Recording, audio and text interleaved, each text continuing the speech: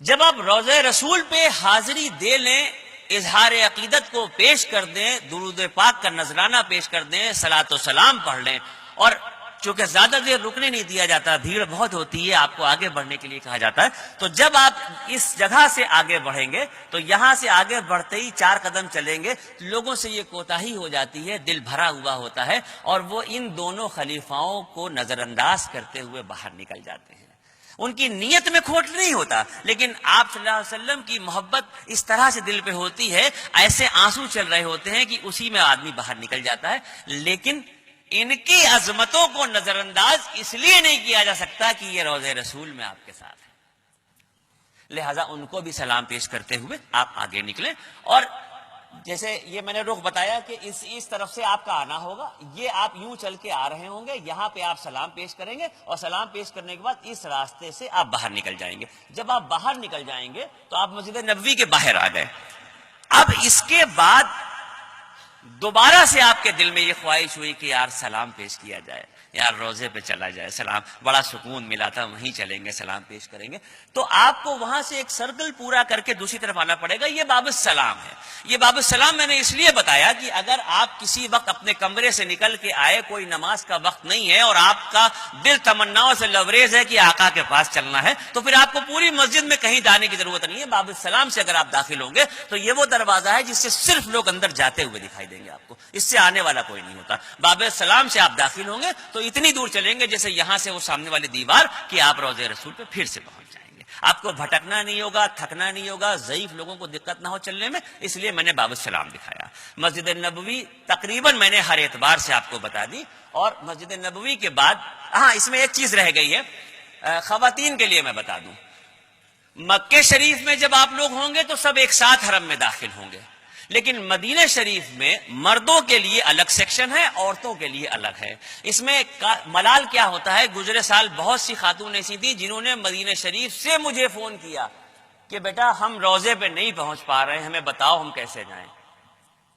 پوری مسجد نبوی کا یہ نقشہ میں نے اس طرف دکھایا ہے آپ کو، یہ پورا نقشہ اس طرف ہے، اور یہ مسجد کا سیکشن ہے جہاں سے عورتیں آتی جاتی آپ کو دکھ رہی ہیں۔ اس میں 25 نمبر اور 28 نمبر یہ 2 گیٹ عورتوں کے لیے کھلے ہیں، اور 13 نمبر اور 15 نمبر کا گیٹ کھلا ہے۔ 13 نمبر سے 15 نمبر کے گیٹ کے بیچ کا جو راستہ ہے، یہ راستہ آپ اگر دیکھیں گے یہاں سے تو یہ دیکھیے گا ایسے جو ہے یہاں سے آ کے یہ اتنا ایک کونا ایسا بن گیا ہے، یہ عورتوں کے لیے کہ یہ بند ہو جاتا ہے۔ مطلب اگر آپ کو صرف نماز پڑھنی ہے تو آپ اس طرف سے جائیں گی، مسجد میں نماز پڑھیں گی اور واپس آ جائیں گی۔ لیکن اگر آپ کے دل میں یہ تمنا ہے کہ ہم بھی روزے پہ حاضری دیں تو پھر آپ کو 28 نمبر اور 25 نمبر کے یہ جو 2 گیٹ ہیں، ان دونوں میں سے کسی بھی گیٹ سے آپ داخل ہوں گی تو داخل ہونے کے بعد یہ دیکھیے ہرے رنگ اور نیلے رنگ کی پٹی ہے جو ایسے چلتے چلتے آپ کو یہاں پہ روزے پہ لے کے آ رہی ہے۔ لیکن عورتوں کے لیے ہر وقت نہیں ہوتا۔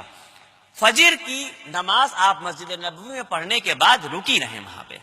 فجر کی نماز کے تقریباً گھنٹے سوا گھنٹے کے بعد کا یہ عالم ہوتا ہے کہ وہ اتنی دیر میں اندر ایک 4-5 فٹ کا ان کا سفید رنگ کا ایک ٹینٹ ہے، شامیانہ ہے، جس سے وہ پارٹیشن کر دیتے ہیں، تو مردوں کے سیکشن کو اس طرف کے حصے سے بند کر دیتے ہیں، اور عورتوں کا یہ جو 28 نمبر اور 25 نمبر کا راستہ جو اس کونے پہ مل رہا ہے، یہاں پہ جو دروازے لگے ہیں وہ کھول دیتے ہیں، اور دروازوں سے پھر آپ کا اندر جانے کا سلسلہ شروع ہوتا ہے، اور آپ اس طرح سے چلتے چلتے اصحاب صفہ پہ بھی پہنچ جائیں گی، روضہ رسول پہ بھی پہنچ جائیں گی، اور ریاض الجنہ میں بھی پہنچ جائیں گی۔ یعنی آپ کو اس بات کا ملال نہیں رہے گا کہ ہم نہیں پہنچ پائے، لیکن اس کے لیے وقت کی پابندی ضروری ہے، ان دونوں گیٹ کا دھیان رکھنا ضروری ہے۔ اس طریقے سے جو خاتون جا رہی ہیں، جو مسلمات جا رہی ہیں، وہ بھی روضہ رسول پہ حاضری دے لیں گی۔ اب چونکہ اللہ کے نبی کی زندگی سے اس پروگرام کو جوڑتے ہوئے ہم آگے چل رہے ہیں، ہمارے آقا آگے چل رہے ہیں اور ہم اس بھیڑ کو لے کے پیچھے چل رہے ہیں۔ جب آپ صلی اللہ علیہ وسلم نے مسجد نبوی کی تعمیر کی، اس وقت اور اس سے پہلے جب نمازوں کا فرض ہوا تھا مکی زندگی میں، یعنی نمازوں کا فرض جب ہوا ہے تو مکی زندگی سے لے کے اور مدنی زندگی تک کا یہ جو وقت تھا، اس میں یہ حکم تھا اللہ رب العزت کی طرف سے کہ بیت المقدس کی طرف رخ کر کے نماز پڑھیے۔ تو آپ صلی اللہ علیہ وسلم اور صحابہ اکرام بیت المقدس کی طرف رخ کر کے نماز پڑھتے تھے، لیکن اللہ کے نبی کے دل میں یہ بات ہمیشہ سے انگڑائیاں لیتی تھی کہ کاش ہمارا قبلہ وہ ہو جو حضرت ابراہیم کا قبلہ تھا، یعنی کعبۃ اللہ۔ ہجرت کے مدینہ شریف تشریف لے جانے کے 17 مہینے کے بعد 17 مہینے کے بعد اس مقام پہ آپ صلی اللہ علیہ وسلم اپنے صحابہ اکرام کے ساتھ باجماعت نماز ادا کر رہے تھے. ایک روایت کے دوسری رکعت تھی, ایک اور روایت کے تیسری رکعت تھی کہ نماز کے دوران, نیت بندی ہونے کے دوران آپ کے قلب پہ وحی کا نزول ہوتا ہے. قرآن پاک کے الفاظ ہیں اور اس کے معنی یہ ہیں کہ اللہ رب العزت ارشاد فرماتے ہیں کہ اے میرے نبی, آپ کے چہرے کا بار بار آسمان کی طرف اٹھنا ہم نے دیکھ لیا, آپ کے دل کی خواہش کو سمجھ لیا. آپ کی خواہش یہی ہے کہ آپ کا قبلہ وہ ہو جو حضرت ابراہیم کا تھا, لہٰذا اپنے رخ کو بدل دیجئے. تو آپ صلی اللہ علیہ وسلم نماز کے دوران, نیت کے دوران ہی اپنے رخ کو بدل دیتے ہیں. اتباع میں صحابہ اکرام بھی رخ کو بدل دیتے ہیں. اور جب نماز مکمل ہوتی ہے, سلام پھیر دیا جاتا ہے, تو اس کے بعد صحابہ اکرام عرض کرتے ہیں کہ یا رسول اللہ اس کا کیا مطلب تھا؟ تو آپ فرماتے ہیں کہ ابھی نماز کے دوران قرآن کے ان الفاظوں کا نزول ہوا ہے جس میں یہ بتایا گیا ہے کہ اب قیامت تک پیدا ہونے والا مسلمان نماز کے لیے کعبۃ اللہ کی طرف رک کر کے ہی نماز پڑھے گا. تو ایک قبلے کے بجائے یہ 2 قبلے ہو گئے تھے یہاں پہ, لہذا مسجد قبلتین اس کا نام رکھ دیا گیا تھا کہ یہ 2 قبلے والی مسجد ہے. آپ اس میں بھی جائیے گا, یہاں بھی نماز پڑھیے گا, بہت سکون ملے گا انشاءاللہ. یہ ساری مسجدیں ایسی ہیں کہ اگر اس طرح کی مسجدیں کانپور میں ہوں تو میرا یقین ہے کہ بے نمازی بھی نماز پڑھنے چلا جائے. ایک عجب سی روحانی کیفیت ہے ان مسجدوں میں. تاریخ اسلام کی پہلی جنگ جو ہوئی تھی وہ جنگ بدر ہوئی تھی. مکی زندگی میں مسلمانوں پہ بہت ظلم ہوا, لیکن کبھی کوئی جواب نہیں دیا گیا کیونکہ اللہ کی طرف سے کوئی حکم نہیں تھا. لیکن جب ہجرت فرما کے تشریف لائے ہیں تو قرآن کی اس وحی کا نزول ہوا جس میں یہ اللہ رب العزت کی طرف سے الفاظ یہ تھے کہ اب ان کو حکم ہے کہ وہ بھی ظالموں کے خلاف تلوار اٹھائیں کہ جن پہ بہت ظلم ہوا. اور تاریخ اسلام کی پہلی جنگ بدر ہے. چونکہ میدان بدر مدینہ شریف سے تقریباً 84 میل کے فاصلے پہ ہے. 84 میل کے فاصلے پہ. اللہ کی رحمتوں کی بدولت مجھے یہ شرف حاصل ہوا کہ میں وہاں گیا ہوں. میں بدر کا پورا بیان نہیں کروں گا, ایک بیان صرف میدان بدر کا کر دوں جو آپ کے ضمیر کو جھنجھوڑنے کے لیے کافی ہوگا. میدان بدر چونکہ تاریخ اسلام کی پہلی جنگ تھی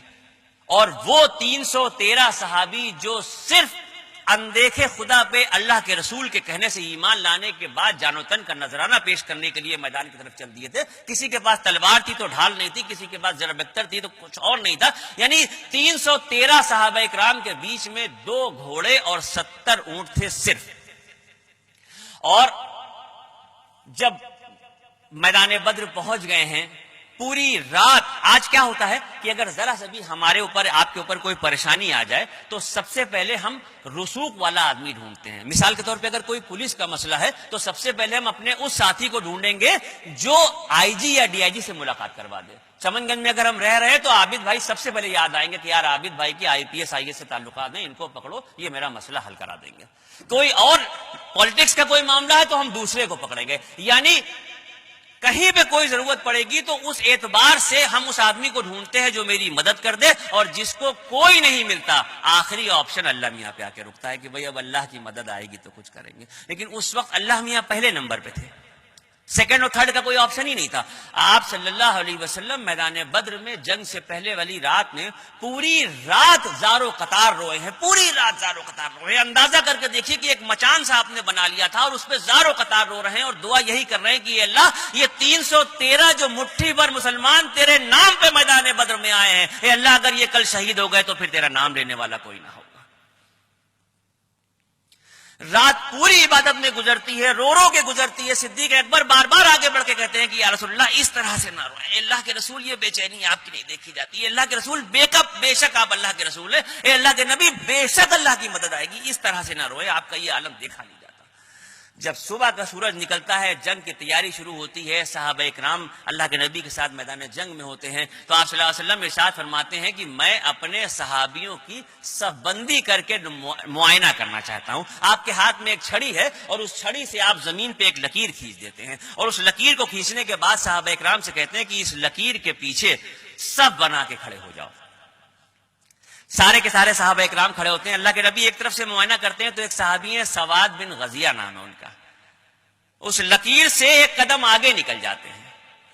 آپ صلی اللہ علیہ وسلم فرماتے ہیں کہ سواد صف میں ملے رہو، صف میں ملے رہو، میں صف بندی کر رہا ہوں، صف میں ملے رہو۔ یہ کہہ کے دوسری طرف جا کے جب دیکھتے ہیں تو حضرت سواد پھر ایک قدم آگے نکل جاتے ہیں۔ آپ پھر ارشاد فرماتے ہیں کہ سواد میں تم سے کہہ رہا ہوں صف میں ملے رہو، میں معائنہ کر رہا ہوں، چھوٹوں بڑوں کو آگے پیچھے کروں گا، صف میں ملے رہو۔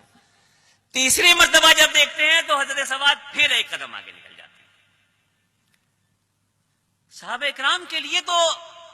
یہ جو بھموں کی جنبش ہوتی تھی اللہ کے نبی کی، وہ اس سے اشارہ سمجھ لیتے تھے کہ اللہ کے نبی کیا کہہ رہے ہیں اور کیا کہنا چاہتے ہیں۔ اتنی بڑی نافرمانی تو ہو ہی نہیں سکتی تھی کہ 3 بار کہنا پڑے اور وہ باہر نکل جائیں۔ آپ نزدیک تشریف لاتے ہیں، آپ کے ہاتھ میں ایک چھڑی ہے اور اس چھڑی سے آپ حضرت سواد کے پیٹ پہ ایک ٹھوکا دیتے ہیں، ایک ایسے ہلکے سے پیٹ پہ ٹھوکا دیتے ہو، کہتے ہیں کہ سواد میں تم سے بار بار کہہ رہا ہوں کہ سب سے نہ نکلو، سب سے نہ نکلو، تم بار بار نکل جاتے ہو۔ اور جیسے ہی وہ لکڑی کا ٹھوکا دیتے ہیں حضرت سواد چلا کے کہتے ہیں کہ یا رسول اللہ آپ نے تو مجھ پہ ظلم کیا، آپ نے ہی ہم کو یہ بتایا ہے کہ اللہ رب العزت نے فرمایا کہ اگر کوئی تم پہ ظلم کرے تو تمہیں حق ہے کہ تم اس ظلم کا اس سے بدلہ لو، ہاں معاف کر دو تو بات الگ ہے، لیکن آپ نے میرے پیٹ پہ جو لکڑی سے ٹھوکا دیا ہے، اس سے جو مجھے تکلیف پہنچی ہے، یہ مجھ پہ ظلم ہوا ہے، میں آپ سے اس کا بدلہ لینا چاہتا ہوں۔ چشم فلک نے عجب سا منظر دیکھا، صحابہ اکرام پھٹی ہوئی نگاہوں سے یہ نظارہ دیکھ رہے تھے کہ ان کے ساتھ جان و تن کا نذرانہ پیش کرنے والا ایک صحابی میدان جنگ میں اللہ کے رسول سے انتقام کی بات کر رہا ہے۔ آپ نے ارشاد فرمایا کہ سواد کیا تم مجھ سے بدلہ لینا چاہتے ہو؟ کہا یا رسول اللہ بالکل آپ سے بدلہ لینا چاہتے ہیں۔ آپ نے چھڑی پکڑائی اور کہا کہ یہ لو چھڑی، اور جس طرح سے میں نے تمہارے پیٹ میں ٹھوکا دیا تھا تم بھی ٹھوکا دے لو۔ حضرت سواد کہتے ہیں کہ یا رسول اللہ آپ نے مجھے غور سے نہیں دیکھا، میرے جسم پہ صرف ایک تہمت بندھی ہوئی ہے، اوپر کا جسم تو میرا ننگا ہے، اور آپ کے جسم پہ کرتا ہے، کرتے کے اوپر سے اگر میں ٹھوک دوں گا تو اتنی تکلیف نہیں ہوگی جتنی میرے ننگے پیٹ پہ لگی تھی۔ سن رہے ہیں، سمجھ رہے ہیں، سوچ رہے ہیں، اندازہ کر رہے ہیں، آپ محسوس کر سکتے ہیں کیا منظر رہا ہوگا۔ منظر سمجھ کے دیکھیے، سوچ کے دیکھیے وہ عالم کیا ہوگا کہ میدان بدر میں اللہ کا نبی انتقام دینے کے لیے اپنے جسم مبارک سے کرتا اٹھاتے ہیں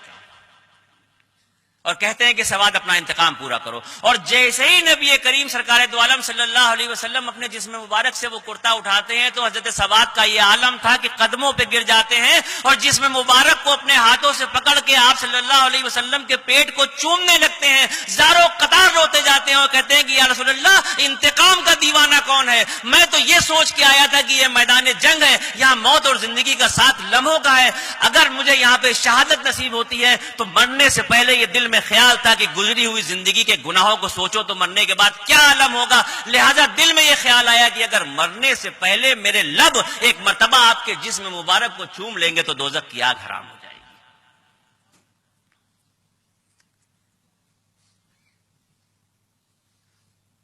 دیکھنے والے تو یہی سمجھ رہے تھے کہ ان کا ایک ساتھی انتقام لے رہا ہے، لیکن دل کے اندر کا کیا عالم تھا، کیا کیفیت تھی کہ اس جگہ پر جہاں پر بخشے بخشائے کا کنفرمیشن اللہ دے رہا ہے، ان کے لیے یہ بات ہے، اور وہ یہ کہہ رہے ہیں کہ مرنے سے پہلے گزری ہوئی زندگی کے گناہوں کے بارے میں سوچا تو دل میں یہ خیال آیا کہ مرنے کے بعد نہ جانے میرا کیا عالم ہوگا، اس لیے ایک بار دل میں یہ خیال آیا کہ اگر آپ کے جسم مبارک کو میرے لب چوم لیں گے تو دوزخ کی آگ حرام ہو جائے گی۔ میدان بدر کا ایک مختصر سا واقعہ میں نے بتا دیا تھا۔